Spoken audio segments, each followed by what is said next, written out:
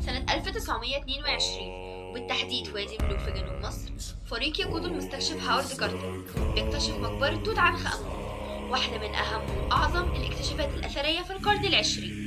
مقبرة ضلمة تماما تحت الأرض، ريحة الموت في كل شبر جواها، وفي نقش منحوت على مقابر كتير بيقول: سيضرب الموت بجناحيه كل من يعكر صفو الملك.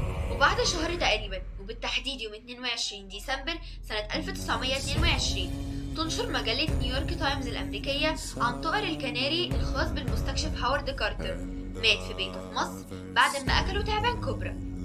وكان معروف إن الكوبرا كانت من أهم الرموز الملكية في العصور المصرية القديمة، وكمان كانت بتزين معظم تيجان الملوك. وبعد الحادثة دي ب5 شهور، وبالتحديد يوم 5 إبريل سنة 1923، يموت أول واحد يدخل المقبرة، عالم المصريات اللورد كارنارفون، الممول الرئيسي لبعثة هاورد كارتر.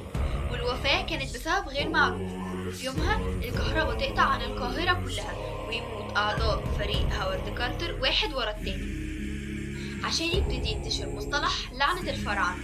وبالتحديد بعد ما الروائي الاسكتلندي آرثر كونان صرح إن موت اللورد كارنارفون ما كانش موت طبيعي، ونسب موته للأرواح اللي كانت بتحرس المقبرة، وإنها كمان بتنتقم من أي حد يقرب منها. وفي شهر سبتمبر سنة 2003 اتنشر بحث في مجلة ذا لانست العلمية بيقول إن لعنة الفراعنة مش هي السبب في موت اللورد كارنارفون، والسبب الحقيقي ورا موته هو فطر الأسبرجيلس الثاني.